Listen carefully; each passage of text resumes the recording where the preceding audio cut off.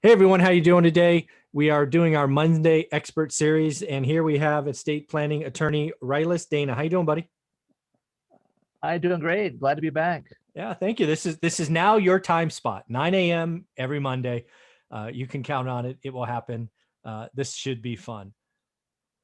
All right. I feel so privileged. I've been a fan for a long time. I love watching all the content. So it's nice being able to share my voice as well.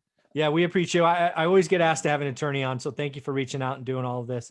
What we're doing this week with all my experts is all my experts are going to be talking about what could surprise us to the downside. So a lot of my experts are, entrepreneurs, real estate investors. You as an estate planner, I thought what we would talk about is just, hey, what happens if you don't have an estate plan? I think that is a downside that really why estate planning attorneys exist. And then the second one is, hey, okay, great. 5, 10, 12, 15 years ago, you had an estate plan, but you know what? Life has changed. You may have had a divorce, or maybe you're a widow. You have a new family, other kids, and if you don't update it, you could be in for some pretty nasty surprises. So those are the two things that I thought about when I thought about our conversation. Happy to go to a third, but why don't you talk about, give us a taste for, hey, you know what? If you don't have an estate plan, this is kind of not having a plan is actually having a plan.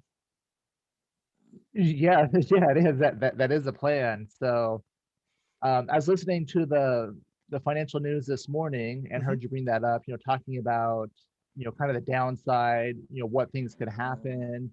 And what I thought of for my planning, for my background as an estate planner, I was thinking back to the weird time. I think it was 2010, that Okay. weird year when the estate tax went away for a little bit, Oh yeah, I and then it remember came that. back the next Yep. year. Yep. And the reason I started thinking about that is because you mentioned that you said that you hadn't seen anything regarding 1031 exchanges going away or messing with basis. Hmm. And my perspective as a planner, I remember what a nightmare it was in 2010 because a lot of people didn't keep good track of their basis, right? They Mm. didn't have good records of what all their assets were because they're planning on getting a step up in basis upon death. Got it. But in that weird year 2010, the estate tax, I think you could choose either not to have estate tax and you only have like $1 million of step up in basis, or you could I don't know. This is like right when I started as an attorney, right when I was coming out. So it's a little bit fuzzy. I just remember it was weird because you could choose the tax treatments. And I remember it was a nightmare because a lot of people didn't have good records. Yeah. So what I wanted to say is just, kind of, in protecting the downside is just making sure that your estate plan is up to date. And then also just your accounting, if you have rentals and assets like that, Hmm. to make sure you have good records of your basis, which means the purchase price plus improvements. Yep. Yeah. The other thing, I actually remember that 2010 year. The thing I remember about the estate taxes, and again, not an attorney, it rarely hits my radar, but I seem to recall the owner of the New York Yankees. I Yep. forget his name, but he died like Steinbrenner. Steinbrenner. Yeah, he died in the right year, and his sons were able to pick up the Yankees. I don't know. I Yeah. remember that being, oh my God, the guy died in the right year. I remember that headline. Yeah. I remember Steinbrenner mostly from Seinfeld, that character on the Seinfeld that was That's always right. on there. But yeah, it's better than that. I think his wife died the year before. Okay. So they got to step up in basis on everything. Nice. And then he died the next year. Wow. And then no estate tax. Oh, So that's what it was. Yeah, the double whammy. Yeah. yeah, so you're limited on how much you could step up in basis, Hmm. but they got the step up right before. Yeah, that was interesting. Anyways, I digress. Sorry. But the thing I really wanted to highlight in our conversation, again, not having a plan is having a plan. So can you just paint a vision for someone? Hey, you know what? Maybe you've got $1 million in real estate or 2 million. You don't have an estate plan. Let's assume they have a significant other, they have a couple of kids. You know what? Let's actually make it a little grander. Let's say they've been married twice, and both spouses are still living, and you have one kid in each relationship. Just paint a vision of what happens if you don't have a plan, in that scenario. And if you want to change the variables, go ahead. But I just want people to realize not having an estate plan is having a plan. Right. Here's something I like the scenario that you set up. Here's something devastating that I see quite a bit. So, so second relationship, they each have kids from a prior relationship. And then, maybe they have assets from the prior relationship, but they buy a house together. Okay. And, living in a house together, never get a plan done. They don't want to face their mortality and realize that they're going to die one day, so they just never do it, or whatever the reason is. And then let's say husband passes away first. Okay. Wife, thinks that she has that house that they lived in. Okay. But no plan. The legal word for no plan, they call it intestacy. It means no will. Mm. So there's laws. You look at your state law, the Arizona laws of intestacy, or California laws, and then that gives you an order of who receives. Okay. So a lot of people believe, if you're married, everything goes to your spouse, which is kind of true. But if you have children from a prior relationship, then half of what you have, half of what you acquired during the marriage is going to go to your children, and then the other half goes to your spouse. So let's play this out in real numbers. Let's say the house is worth 400 grand. Let's just say, and let's assume it's free and clear just to make it easy. So husband dies, your example. The wife is now has to bury her husband. They have a kid together. It's very emotional, blah, blah, blah. She thinks she has a $400,000 house, where in reality, she's now part owner of that, because half of that, or 200, goes back to his child from the first marriage, is what I think you're saying. Yeah. So she's in my office, mourning the loss of her husband. What am I going to do? Mm-hmm. And I have to break the news. And, oh, by the way, do you have 200,000 to buy out his kids? Mm-hmm. Or if not, you're going to have to split that with them. Wow. So let's just play that out. So again, not happy news, not happy information. How do those things get settled? Because again, I just want people to realize what they're signing up for. So A, you've already talked about it. You can buy them out. In theory, she could get a loan for 200 grand, pay the kid off, all good, right? In theory. Right. In theory. Let's say for whatever reason, her credit's bad, can't do it, no income, whatever. At that point, could the kid from the first marriage, in essence, say, I don't want it? I don't know what that would be called in legalese, default or whatever. Say, Disclaim. Hey, yeah, is that what it's called? And basically say, no, it's hers. Could that happen? Yes, they could. So what are the tax consequences of that? Because you're giving up an asset of 200 grand. Is there tax consequences for the heir? Depends. No, Depends of always course the it answer. Usually there's a way that you can do it without, Okay. so they're not exercising control. Mhm. But if those kids are on benefits, state benefits like Medi-Cal or something like that, then they're prohibited from disclaiming it. Oh, wow. I did not know But that. they're on certain programs like that they say that if you're entitled to anything and you disclaim it, Yeah. has the same effect of receiving a gift. Wow. Usually they can. Okay. Question, will they? No, of Right? course. Yeah, I'm just trying to paint this picture. Then the other example is, no, that kid wants, that kid's emotional, feels betrayed or whatever it is, blah, blah, blah, blah, blah. There's my mom, you took my dad away. Yeah, all that stuff, right? All the stuff you see in the movies. It probably happens I'm sure it happens in real life. But they have no interest, and they're like, no, give me my money now. There's a really good chance that house has to be sold. Yeah. So what could happen is those kids, they could start the probate. As beneficiaries of that house, they can say, you know what, I'm entitled to that. Let's get this moving. Wow. Let's get a probate started. So and then force her hand. So they could start the probate. Now, would they do, in theory, was that without her knowledge, or would she be notified by the probate attorney as part owner? She'd be notified as so, a beneficiary of the estate as well. So she'd get it a week later or whatever it is. There's time lag, but she would know it's happening. Yeah. But a lot of times what people would do is just try to drag it out. Yeah, Which kids, people? I'll deal with it eventually. Right. Just whoever's living in the house. Of course. Whoever wants to keep status quo. Wow. And then, because I've been on all sides of it. I've represented the wife and the kids, And the kids want the money. The wife wants to stay unencumbered, right? Because it's a big change. Wow. Now, so that was an example of a house Does it change for savings accounts or money market accounts, or maybe how about this? How about a business? Well, let's do the savings and money market stocks first. Is it the same deal? Yeah, those are just a little bit easier to split, Mhm. because you can just, Yeah. cut them in half.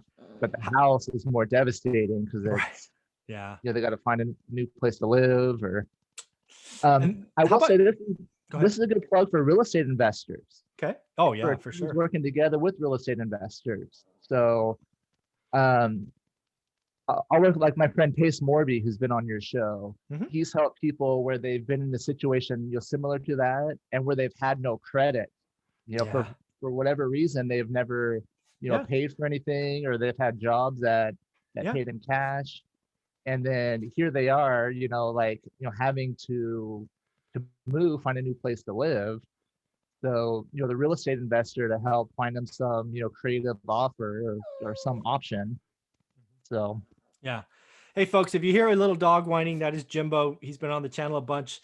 He's 15 and a half. He's got dementia, so he's very fussy. I'm doing my best to keep him quiet, but I'm afraid you may be hearing him. So that's what's going on. And this is him right here. He's cute, isn't he? But he's pretty old. Hi, buddy. I'm sorry you don't feel good. So sorry about that, Rylas. I just wanted to say that because I was afraid he's being picked up on this mic. The last thing I wanted to ask you about in this scenario, what happens, again, same scenario, kids and second relationships. What happens if a business was started in the second relationship, had nothing to do with the first relationship?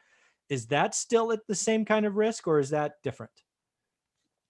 yeah, similar. So, Wow. so the community property rules means everything that you acquire during the marriage Mhm. belongs to the community. Okay. California, Arizona, Nevada, all the states I practice in are community property, but only about 11 out of the 50. So our Okay. non-community property viewers may be like, what? But so everything you acquire together belongs to the community. Now, if you have a marital agreement, a prenup, you can opt out of those rules. But Okay. assuming there's not one, then what they look at, there's two different tests. So, this is one of the areas where I've studied 3 different states that are all community property. So California, I learned prayer and van camp are the cases. Arizona, they're like, there's 2 different rules, but they describe the cases, but they don't mention them. And then Nevada is open that they copy California.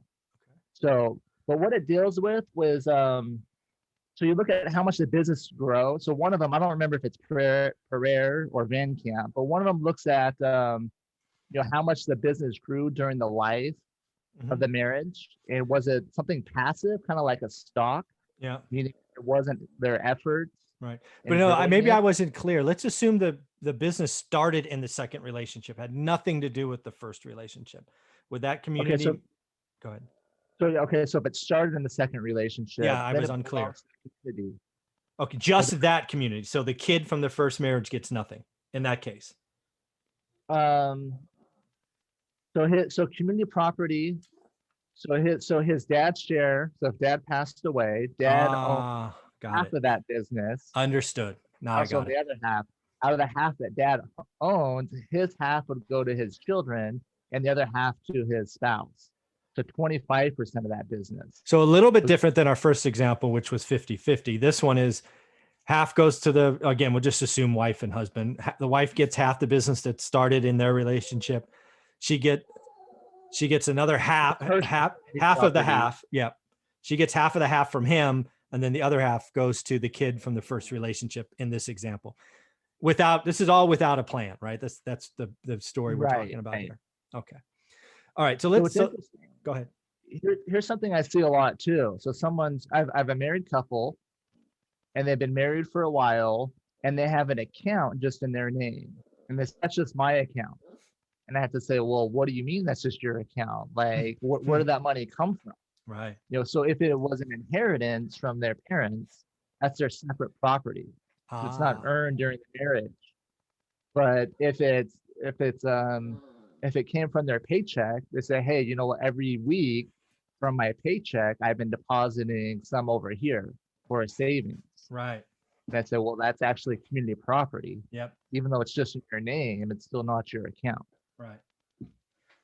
All right. So the other scenario I wanted to talk about, the one that I fear happens a lot, and I have no data here, but it's just people, right? You do an estate plan in the first relationship. Time goes by. I don't know. I don't know if you actually forget about it, but you forget to update it. Things change, just like we talked about in the beginning. If you don't update it and you get married and have again a kid in the second relationship, could that new relationship be cut out of most things, or does the community rule still play? And if it's acquired during that relationship, it's kind of the same deal, Yeah, so the community property rules would apply. So no matter things what. Okay. acquired during the new relationship would belong to that community. And then the things, you had the tracing rule. So if you're mixing things, so if you had, things before marriage and you're pulling out of those accounts and adding it Yep. to the one, then you lose all the character of it. Got it. So Yeah. And the thing I'm thinking about with this first relationship, let's just say you had some things that were, I don't know, like you had a family heirloom, a Rolex watch or whatever, a car that you had, your granddad gave you or whatever. And that was part of your estate plan and you wanted to go to the first relationship. And then, stuff happens and you don't update it. And you maybe have best efforts or best intentions to go to the second child. If you don't update your plan, it's going to the first. right, yeah. So if that plan is valid and then legal, that's controlling. Yeah, exactly. So first we're talking about no plan is a plan, and then there you got an old plan. Right. An old plan also is a plan as well. Oh yeah, for sure. Yeah. So it's kind of like it could be in that same category of no plan, depending on how old it is. It may not be meeting your needs anymore. Yeah. Any other thoughts? Just again, estate planning is important, especially if you're in real estate. You're accumulating assets. Assets appreciate.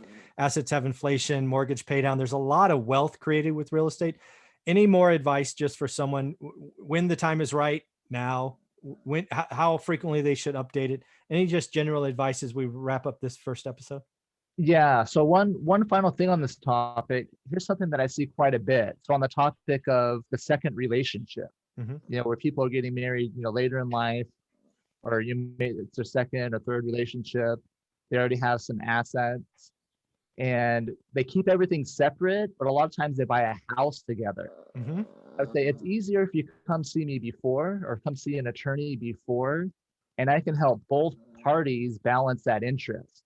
Meaning, we can set up what happens to the house, because sometimes one party will be basically paying for it. They have the money and they'll pay for it, and they say, hey, if I pass away, I want my partner to be able to live there for the rest of their life, but I don't want it to go to their new partner, their new right. So there's I do a lot of plans where I do 2 single trusts for married people, and then we put half of the house in both of the trusts, or partial interest. Oh, gotcha. And then so depending on how much one person's paid, we can control his interest. And then when they pass away, we can either give, I did one last week where she wanted to give her partner just 2 years to live there. But she set it up where basically it was her house. But when she passes away, she's going to give him 20% and the right to live there for 2 years. So once he sells the house, he'll get 20% of the proceeds, and then 80% will go to her children. Very cool. So again, folks, kind of this episode here with our estate attorney, no plan is a plan. Old plan is a plan. And again, just remember, you got to update it. That's the big thing. What I've seen with real estate investors, a lot of them get very interested. They do the plan, they meet with the attorney. And then when I ask them about it, when's the last time you updated it? They're like, you got to update those? Make sure you update those. And again, I apologize for this little monkey here making all the noise. I'm doing everything I can. We all love Jimbo. He's the star of the show. Thanks, buddy. You. Appreciate that. Take care.